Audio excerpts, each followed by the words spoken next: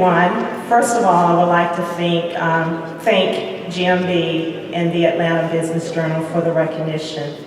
I also would like to thank my community partners out at Table 27 for their continuous support.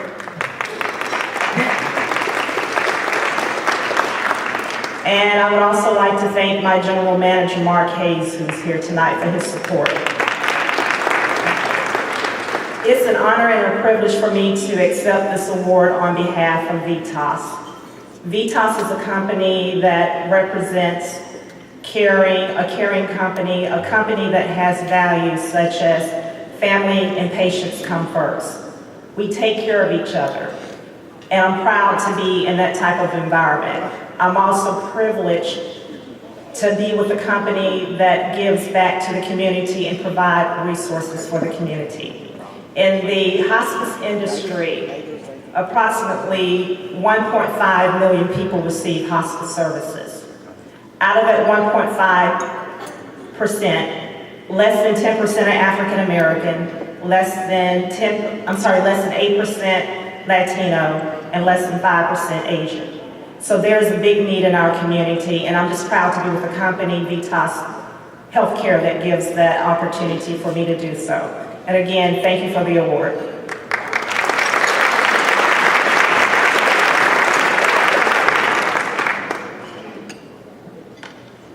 Please welcome President of Atlanta City Council, Mr. Caesar Mitchell, as he introduces our keynote speaker for the evening.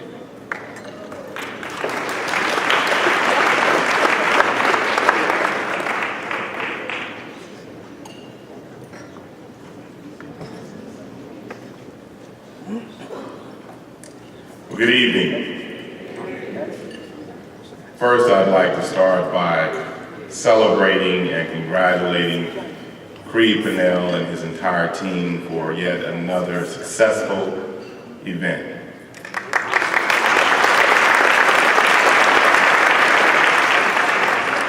This program is so important because it gives business owners an opportunity not only to celebrate the successes of one another, but also to meet and greet and continue to do the kinds of networking and friendship building necessary to thrive and to grow further in business. So again, Creed, thank you for all that you continue to do. I'm also glad to be here with so many of my colleagues in elected office, namely my colleague on the Atlanta City Council, my boss, Natalie Archibald, who is here, whose sister-in-law received an award today, or sister, and so many others. I better keep it going, because I know that Mosby family will keep clapping. And so many other of my friends from DeKalb to Clayton, and even here in College Park, we're here as well. I have the privilege of introducing our keynote speaker for this evening, and it indeed is a pleasure for me to do this.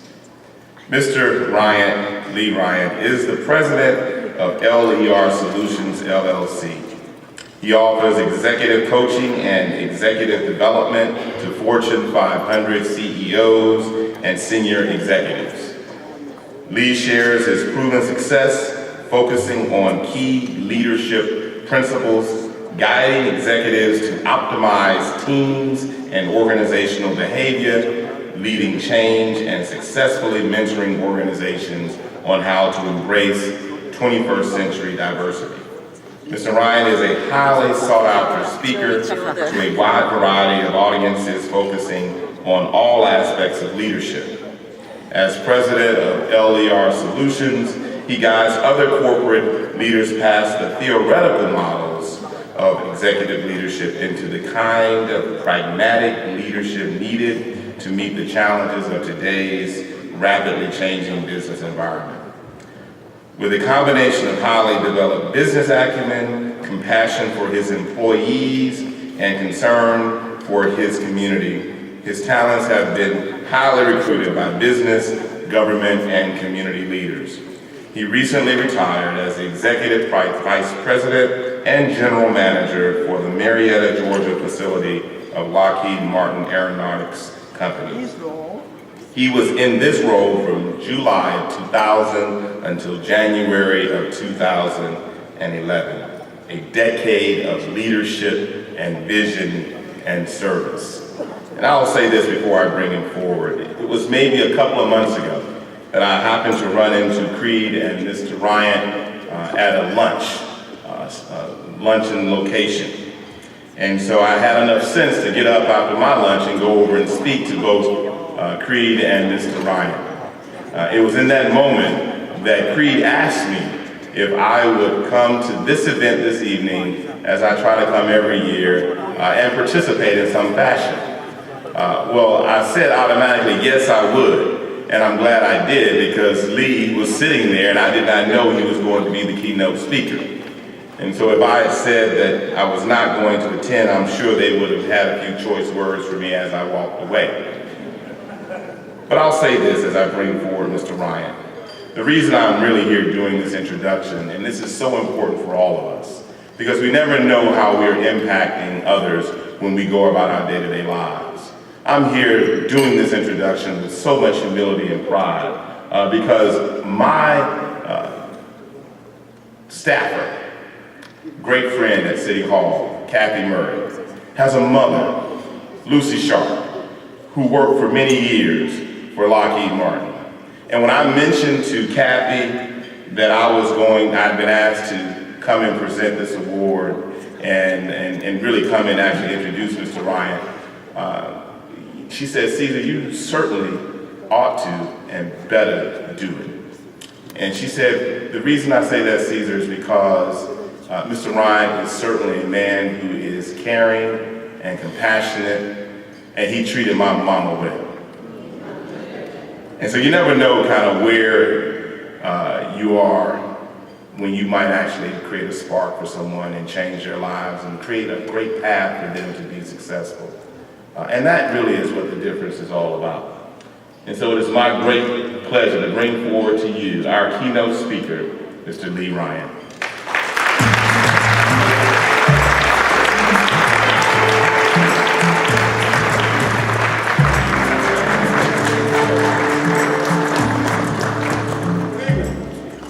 We have the microphone. Let me say, first of all, that I'm so privileged to be here.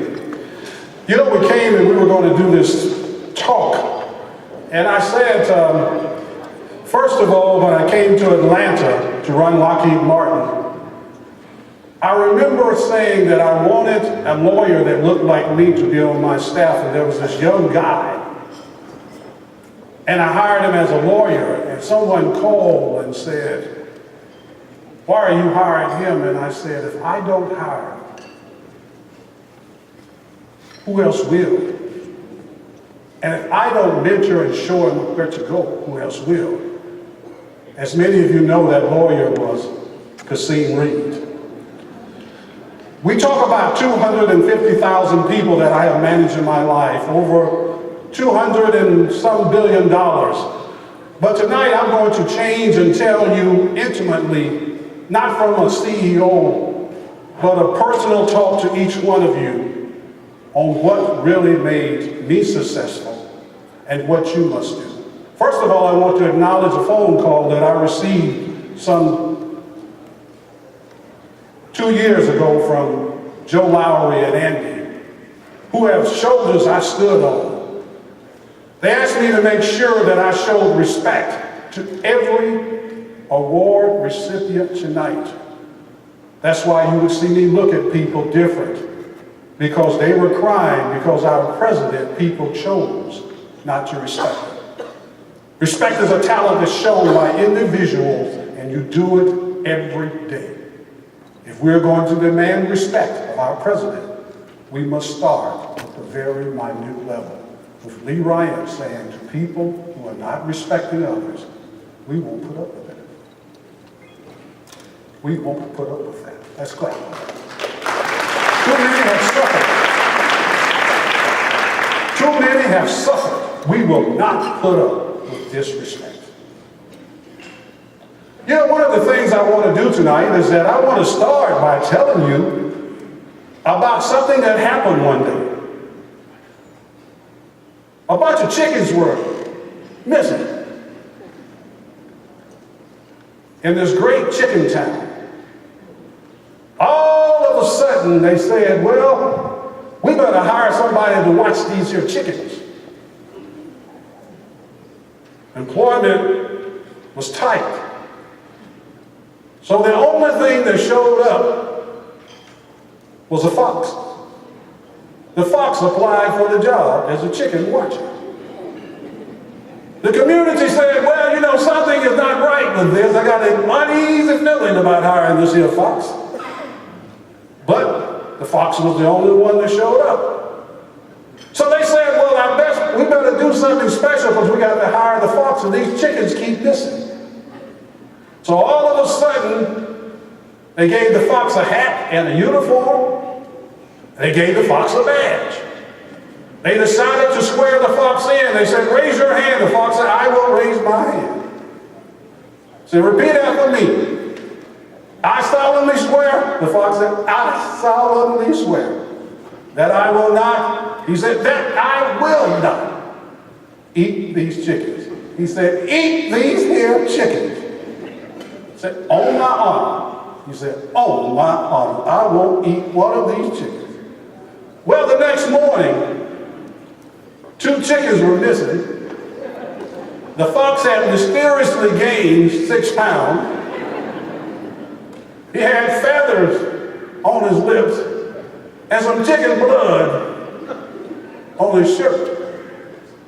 Well, it was kind of obvious where it happened. So the leaders said, but we swore you in. We promised, you said you would. We gave you a uniform. The fox said, I'm a fox, and a fox eats damn chickens.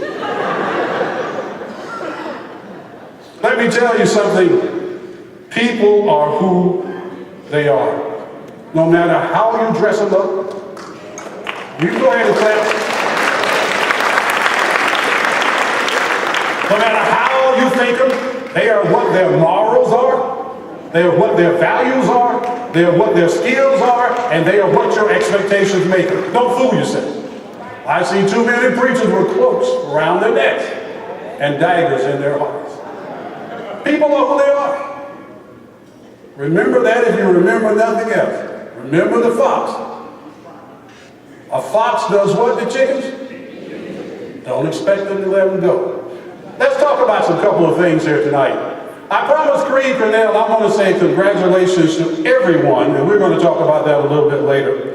A couple of things I want to do is introduce my wife of 42 years. She's my high school sweetheart, Evelyn.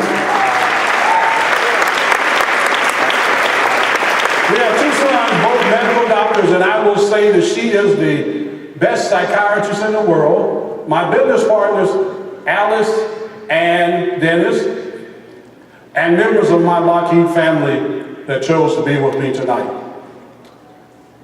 Let's talk about Creed wanted. Let's talk about Creed Cornell. I told Creed that if this charts didn't come up, I was going to gong him for 20 minutes. I was going to tell every little live joke I could think of Creed. But let me tell you something about Creed. When I came to Atlanta, he chose to embrace me. He chose to help make me successful. And I thank you for that. People say, what happens with life after CEO? Let's talk about that. The first thing, I'm sleeping through the night. And the other thing people ask me, I want somebody to ask me, said, what was your greatest career achievement? Ask me that question. Thanks for asking me the easiest question of the night. Staying out of jail. That was my greatest career achievement. I have never had so many people trying to put me in jail and got ready to go to jail for so many people that I didn't know what they were doing. Let me tell you, that's my greatest career achievement is staying out of jail. The other thing about life after CEO is that people don't seek dollars as often. A lot of times people call you, they want what? Money. They don't want love, they want money. Fewer dinners and hotel rooms. And I got to tell you this one, I had rubber chicken dinners up there, but I had to take it off because that chicken was pretty doggone good. I had to take that off. I sleep past 4 a.m. And I want to explain that normally every year I travel between 125,000 to 250,000 miles a year. I would get in late, and I would have to get up early in the morning to work out. And I'll tell you now, it took me a year to get re-energized when I realized how tired I was. I'm home with my wife, and she now has to find things to do while I'm home. And we're tired of faking it, trying to make like each other really wants each other around all the time. So I decided to go back into the consulting business before the lady kills me. And I have more exercise time. Let's go to the next one. Creed was telling me to talk straight up about this, and this is the typical presentation we wouldn't give. Seriously, I'm time for me to reinvent myself, and we'll talk about that. I found my place within my family. I was surprised at how little time I really spent with my family and how distant I had grown. The next thing, I'm volunteering to do things I want to do. Part of my responsibility is for whom much is given, much is required, and expected and demanded. I'm now beginning to spend time with people and develop them with the skills free that they need. Also, I'm taking time to visit prisons and sit down and talk to young men that, except by the grace of God, so goes I. The next thing I want to talk about is that I'm maximizing my value of expertise and skill. I was just tired of people calling me and wanting me to do stuff for free that they got paid for. It's called a sucker. So I'm saying no to freebies, and I tell you what I'm doing with the money. I'm invested in my kids.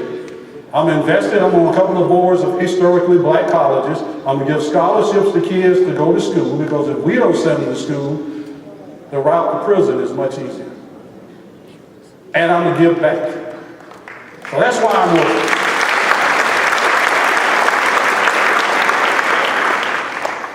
Now, a nut told me one time, said, "Lee Ryan, you never had a bad day in your life." And I said, a damn bad day would have been a good day when I was brought up. Let's talk about my life. I'm the real life son of a sharecropper born in southern Georgia. My mom was orphaned early, and you can imagine what happened to her when she was orphaned. So she married the first guy she saw, because she had to have protection, because in those days there was no protection for people of color that was orphaned. Terrible things happened, so she took the best route she could. At age 4, we moved to Florida behind my drunken uncle's vision that Florida would be better. We moved to Florida, and we got there. There was no place to stay. We were homeless for about 3 weeks, and we moved into a migrant camp and became migrant workers. I stuttered as a child. I was so slew-footed until my brother had to carry me around. And my dream in 1957 was to be a garbage collector and drive the truck, because that was the best job I saw of an African American. When John Arthur Williams in our church got to drive the truck instead of running behind it. Our church had a celebration, and I, at 7 years old, said, "What? That's what I wanted to be." My mom focused on education, and 8 kids, years later, all 8 of us have college degrees, and all 8 have postgraduate degrees. Let me tell you.